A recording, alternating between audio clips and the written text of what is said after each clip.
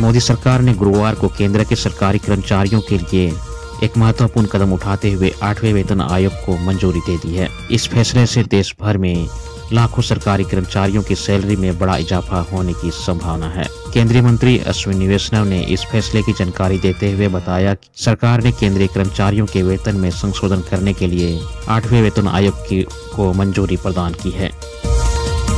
गुरुवार को इसरो ने बताया कि 16 जनवरी की सुबह स्पाइसजेट डॉकिंग मिशन को सफलतापूर्वक पूरा कर लिया गया है। इस मिशन के तहत इसरो ने अंतरिक्ष में 2 स्पेस क्राफ्ट को सफलतापूर्वक डॉकिंग करा ली है। इस प्रयोग के तहत इसरो ने अंतरिक्ष में 2 स्पेस क्राफ्ट को इस प्रकार जोड़ा कि अब वो एक सिस्टम की तरह काम कर रहे हैं। सबसे बड़ी बात है कि दुनिया में भारत से पहले ऐसा कारनामा करने वाले सिर्फ 3 देश हैं। उपग्रहों की सफल डॉकिंग इससे पहले सिर्फ अमेरिका, रूस और चीन कर पाए हैं। यह उपलब्धि हासिल करने वाला चौथा देश बन गया है। झारखंड में प्राथमिक शिक्षकों की प्रोन्नति को लेकर गठित की जा रही नई नियमावली पर विधि विभाग ने अपनी स्वीकृति प्रदान कर दी है। स्कूली शिक्षा एवं साक्षरता विभाग ने अब इस पर वित्त और कार्मिक विभाग की स्वीकृति के लिए प्रस्ताव को आगे बढ़ा दिया है। दोनों विभागों की स्वीकृति के बाद प्रस्ताव कैबिनेट को भेजा जाएगा। स्वास्थ्य मंत्री डॉक्टर इरफान अंसारी ने प्रधान सचिव अजय कुमार सिंह और रांची से आए डॉक्टरों की टीम के साथ शहीद निर्मल महतो मेमोरियल मेडिकल कॉलेज एवं अस्पताल का औचक निरीक्षण किया। इस दौरान मंत्री ने अस्पताल के डॉक्टरों के साथ बैठक कर स्वास्थ्य सेवाओं की समीक्षा की और अस्पताल परिसर का व्यापक निरीक्षण किया। निरीक्षण के दौरान मंत्री इरफान अंसारी ने अस्पताल में पाए गए कई खामियों पर नाराजगी जताई और अधीक्षक को सख्त निर्देश दिए।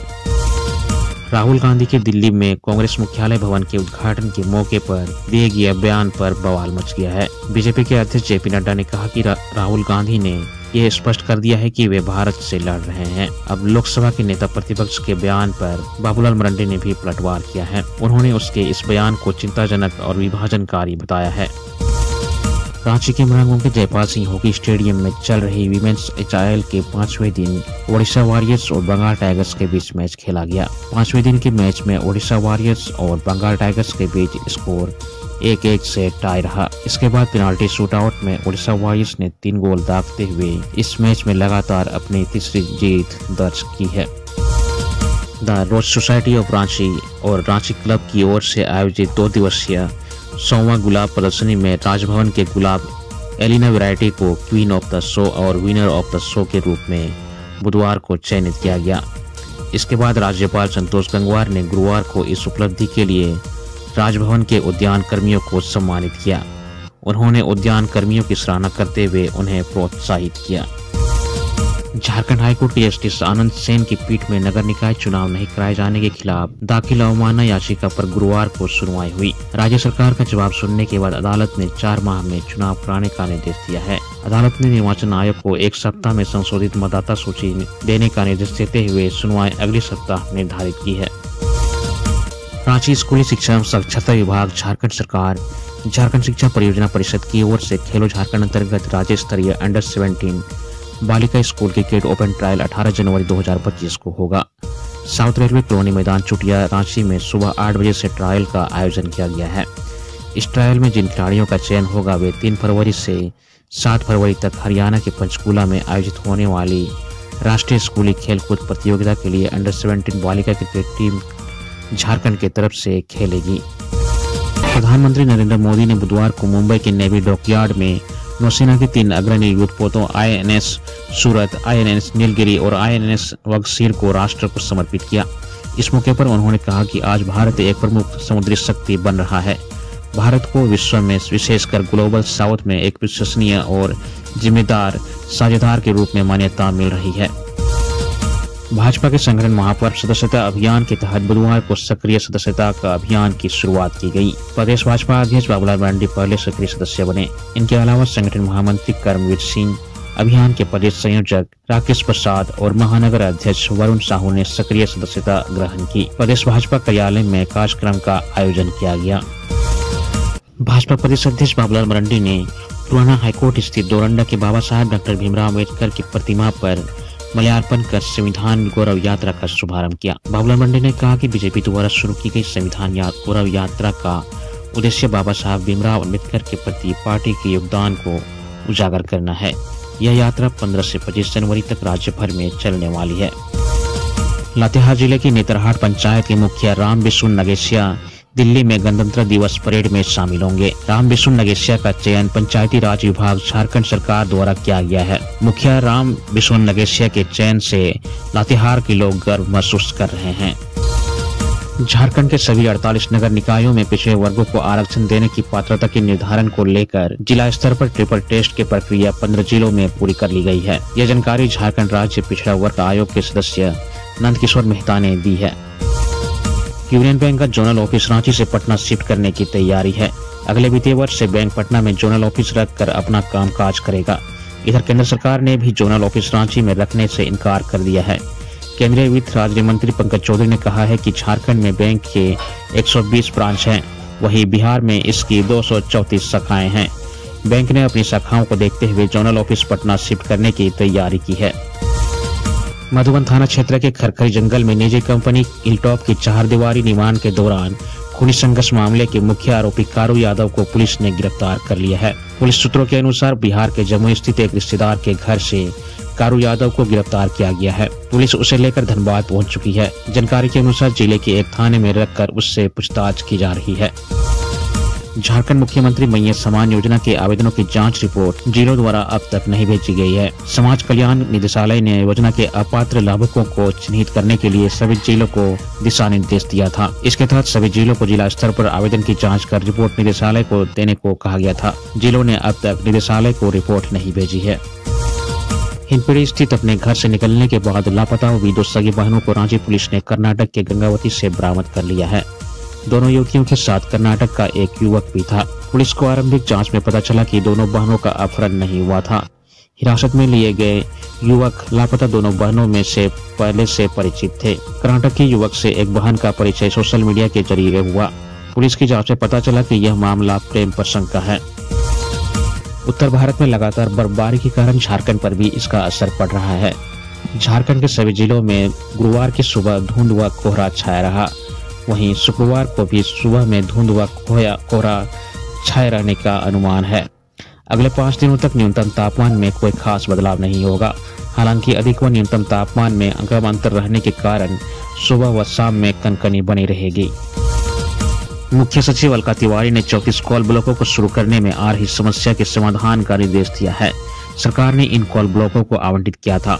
मुख्य सचिव बुधवार को सभी आवंटित कॉल ब्लॉकों को शुरू करने में आ रही समस्याओं के समाधान को लेकर समीक्षा कर रही थी। सीएस ने कहा कि जितनी जल्दी ये कॉल ब्लॉक शुरू होंगे उतना ही जल्दी उस इलाके में आर्थिक गतिविधियां शुरू होंगी, जहां रोजगार के नए अवसर भी पैदा होंगे और राज्य सरकार को भी राजस्व में भी इजाफा होगा। रांची के जेवीएम श्यामली स्कूल ने बुधवार को जरूरतमंदों के बीच कंबल का वितरण किया। स्कूल परिसर में स्कूल एनएसएस यूनिट के सहयोग से आयोजित कार्यक्रम में प्राचार्य समरजीत जेना ने कंबल वितरण किया और लोगों को ठंड से बचने की सलाह दी। प्राचार्य श्री जेना ने सभी विद्यार्थियों के उज्जवल भविष्य की कामना की। पढ़ाई के साथ साथ सामाजिक कार्य में भी जुड़े रहने के लिए प्रोत्साहित किया। पर्यटन, कला, संस्कृति, खेलकूद व युवा कार्य मंत्री सुदीप्य कुमार सोनू ने नई दिल्ली में 10 जनवरी से 12 जनवरी 2025 में आयोजित राष्ट्रीय युवा महोत्सव में भाग लेकर लौटे प्रतिभागियों को बुधवार को सम्मानित किया। साथ ही मंत्री सुदीप्य कुमार सोनू ने कहा कि राज्य सरकार झारखंड में भी राज्य स्तर पर युवा महोत्सव कराएगी, जहां पूरे राज्य से प्रतिभागी भाग लेंगे और उनके विचार, उनकी प्रतिभा राज्य के विकास में सहायक होगी। उन्होंने राष्ट्रीय युवा महोत्सव में भाग लेकर लौटे प्रतिभागियों को बधाई दी। रांची के जेल मोड़ स्थित भगवान बिरसा मुंडा स्मृति पार्क में अब 50 रुपए का प्रवेश शुल्क लिया जा रहा है, जिसे लेकर स्थानीय नागरिकों में नाराजगी देखने को मिल रही है। यह पार्क केंद्र और राज्य सरकार द्वारा 142 करोड़ की लागत से विकसित किया गया था। बता दें कि लोग भगवान बिरसा मुंडा की जीवनी की जानकारी और उनके योगदान को याद रखने के लिए वहां जाते हैं। हालांकि अब प्रवेश शुल्क को लेकर विवाद खड़ा हो गया है। आपको बता दें कि अन्य पार्कों में प्रवेश शुल्क मात्र 10 रुपया रखा गया है। झारखंड में 11 लाख लाभुकों को सितंबर 2024 से पेंशन नहीं मिल रही है। इस मुद्दे को लेकर राज्य के पूर्व मंत्री अमर कुमार बावरी ने हेमंत सरकार पर निशाना साधा है। उन्होंने कहा कि सरकार की नाकामी के कारण गरीब और वरिष्ठ नागरिक पेंशन से वंचित हैं। अमर बावरी ने आरोप लगाया कि सरकार ने इस समस्या का समाधान नहीं किया और पेंशन वितरण में लापरवाही बरत रही है। रांची समाहरणालय सभागार में स्मार्ट डिस्प्ले का उद्घाटन बुधवार को उपायुक्त मंजूनाथ भजंत्री ने किया। इससे जिला के सभी ब्लॉक को जोड़कर बैठक करने में सुविधा होगी। रांची नगर निगम ने बुधवार को ऑक्सीजन पार्क के समीप अतिक्रमण हटाओ अभियान चलाया। इस दौरान पार्क के समीप मैदान में लगाए गए आधा दर्जन ठेला को जब्त किया गया। नगर निगम के इस अभियान का दुकानदारों के साथ साथ मॉर्निंग वॉक करने वालों ने भी विरोध किया। खराब मौसम रहने के कारण बुधवार की सुबह कई विमान विलंब से रांची पहुंचे। इस कारण कई विमान विलंब से उड़ान भरे। मालूम हो कि सुबह विजिबिलिटी 700 मीटर के आसपास थी। Mumbai Ranchi air India express सुबह 8:20 की जगह 9:18 पर आया। वहीं पुणे रांची इंडिगो विमान सुबह 8:25 की जगह 9:40 पर पहुंचा। बुधवार को आयरलैंड के खिलाफ खेले गए तीसरे वनडे मैच में भारतीय महिला टीम ने इतिहास रच दिया। पहले बल्लेबाजी करते हुए 50 ओवर में 5 विकेट पर 435 रन बनाए। फिर आयरलैंड की टीम को 31.4 ओवर में सिर्फ 131 रन पर समेट दिया। 304 रन से मैच जीत लिया। यह पहली बार है जब भारतीय महिला टीम 400 का आंकड़ा पर पार करने में सफल रही है। इसके साथ ही भारत ने तीनों मैचों की सीरीज 3-0 से क्लीन स्वीप कर ली है। झारखंड हाईकोर्ट ने जेपीएससी संयुक्त सिविल सेवा परीक्षा सहित 12 प्रतियोगिता परीक्षाओं में हुई गड़बड़ी की जांच को लेकर दायर जनहित याचिका पर सुनवाई की। जस्टिस रंगन मुखोपाध्याय व जस्टिस अरुण कुमार राय की खंडपीठ ने मामले की सुनवाई के दौरान पक्ष सुनने के बाद सीबीआई को निर्देश दिया। खंडपीठ ने कहा कि जेपीएससी प्रथम व द्वितीय सिविल परीक्षा की जांच के बाद दायर आरोप पत्र को कोर्ट के रिकॉर्ड पर लाया जाए। मामले की अगली सुनवाई 5 फरवरी को होगी। रिम्स में आने वाले मरीजों को अब निजी अस्पतालों की तरह दवाओं की कंप्यूटराइज्ड पर्ची मिलेगी। इसके लिए रिम्स के ई हॉस्पिटल को नेक्स्ट जेन में अपग्रेड किया जाएगा। यह प्रक्रिया 17 जनवरी को पूरी की जाएगी। इस दिन रजिस्ट्रेशन व केस काउंटर की ऑनलाइन सेवाएं बाधित रहेगी। हालांकि मरीजों को परेशानी न हो, इसके लिए नए सर्वर से रजिस्ट्रेशन और केस काउंटर की सेवा मुहैया कराने का प्रयास किया जाएगा। कोल इंडिया में 434 अधिकारियों की बहाली के लिए विज्ञापन निकाला गया है। कंपनी 9 संवत में बहाली करेगी। इसके लिए आवेदन की प्रक्रिया 15 जनवरी से शुरू कर दी गई है। कम्युनिटी डेवलपमेंट में 20 पद, पर्यावरण में 28 पद, वित्त में 103 पद, लीगल में 18 पद, मार्केटिंग एवं सेल्स में 25 पद और मटेरियल मैनेजमेंट में 44 पदों पर होगी बहाली। रांची में झारखंडियों का संघर्ष मोर्चा ने बहुबाजार सिरमटोली कनेक्टिंग फ्लाईओवर के लिए जमीन अधिग्रहण का विरोध किया है। मोर्चा के पदाधिकारियों का कहना है कि 70 फीट तक जमीन का अधिग्रहण किया जा रहा है। 11 जनवरी को भू अर्जन विभाग द्वारा लगाई गई ग्राम सभा में इससे अवगत कराया गया था। दुकानदार संघ, सरना समिति और रैयतों ने अपना विरोध दर्ज कराया था। सेंट्रल यूनिवर्सिटी के लिए नए रोड का निर्माण का रास्ता लगभग साफ हो गया है। यहाँ रैयतों का भुगतान तेजी से हो रहा है। 6 रैयतों का भुगतान हो गया है। इस माह सारे रैयतों का भुगतान हो जाएगा। इसके बाद अगले माह से सड़क निर्माण का काम शुरू हो जाएगा। रिंग रोड से यूनिवर्सिटी तक बिल्कुल नई सड़क बनाई जाएगी। करीब 11 करोड़ 34 लाख की लागत से 1.8 किलोमीटर सड़क का निर्माण होना है।